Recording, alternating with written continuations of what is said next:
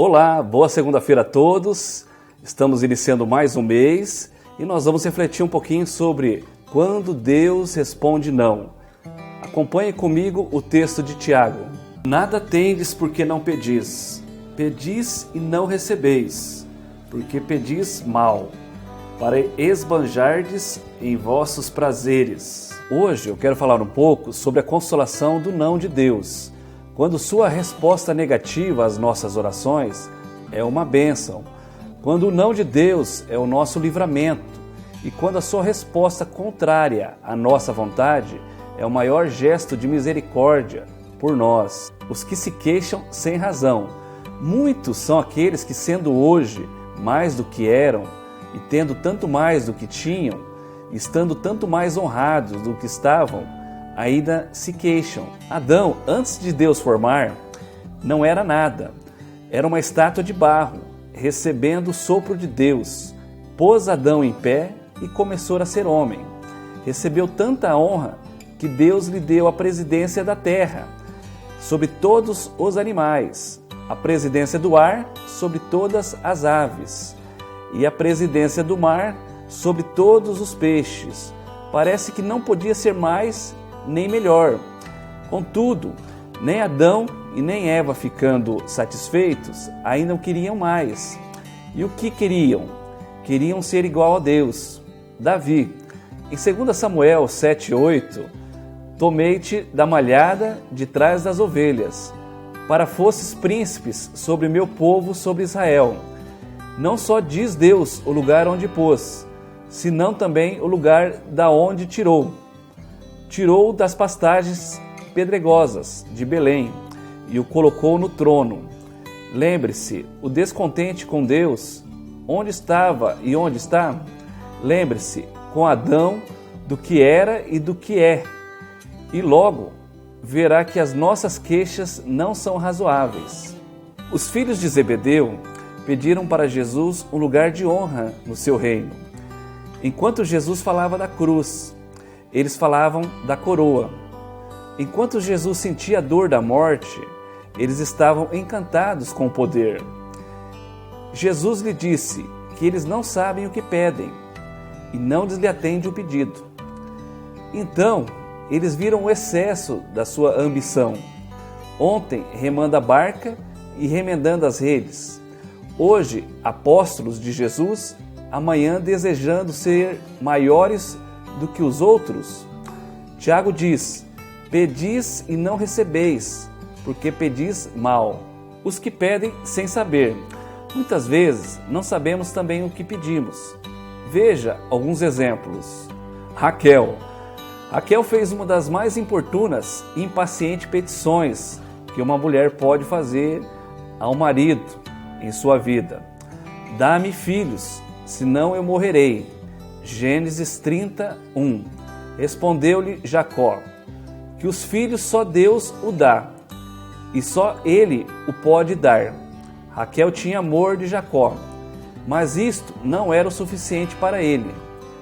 Ele queria filhos para continuar vivendo. Sua petição foi atendida, mas o resultado foi o contrário do que pediu. O que pedia Raquel não só era filho, senão filhos assim lhe concedo, Deus, porque fez mãe de José e Benjamim, mas acabo dando à luz ao segundo filho. Morreu de parto e no mesmo parto do segundo filho. Vejamos os termos com que Raquel pedia filhos. Dá-me filhos, senão morrerei. E quando cuidava que havia de morrer, se não tivesse filhos, porque teve filhos, no mesmo ponto em que os teve, morreu. Cuidava que pedia a vida e pedia a morte. Cuidava que pedia alegria sua e de sua casa, e pedia o luto dela. Tanto certo é que nós pedimos com maiores ânsias, não sabemos o que pedimos. Sansão e o filho pródigo. Sabida é a história de Sansão e sabida do pródigo, ambos famosos por seus excessos, deixados por os princípios e progressos de uma outra tragédia.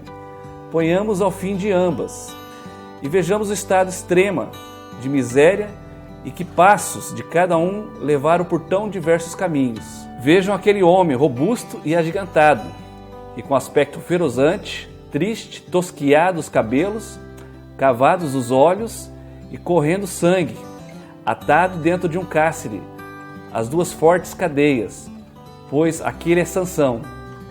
Pediria a Raquel filhos se soubesse que o ter filhos lhe havia de custar a vida?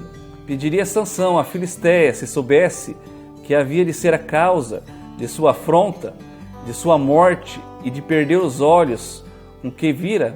Pedia o pródigo a herança antecipada se soubesse com que ela havia de comprar a miséria, a fome e a servidão e a desonra? Os que submetem à vontade de Deus.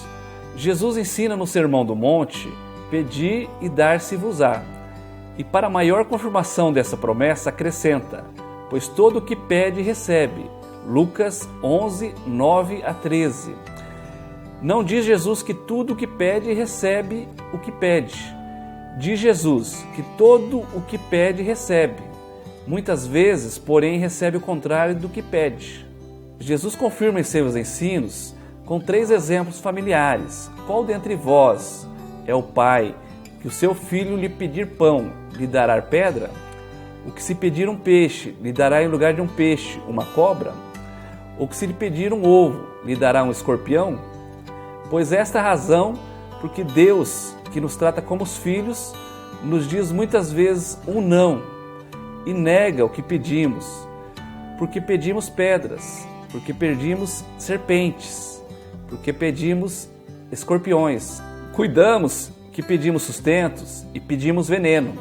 Cuidamos que pedimos o que havemos de comer e pedimos o que há de comer. Cuidamos que pedimos com que viver e pedimos o que há de matar. E isto é pedir serpente e escorpiões. Conclusão: o apóstolo Paulo diz que Deus nos assiste em nossa fraqueza, porque não sabemos orar como convém. Não sabemos orar porque não conhecemos o futuro, nem sabemos o que é melhor para nós. Como filhos de Deus, precisamos aprender 2 princípios básicos ensinados por Tiago. Devemos sempre orar e pedir a Ele o que necessitamos. Devemos alegrar mesmo quando Deus responde não às nossas orações. Deus é soberano. Ele está no controle do universo e das nossas vidas. Ele trabalha todas as coisas para o nosso bem. Ele age no seu tempo e de acordo com a sua vontade. Acolhamos o não de Deus com humildade. Tenha uma boa semana e que Deus te abençoe.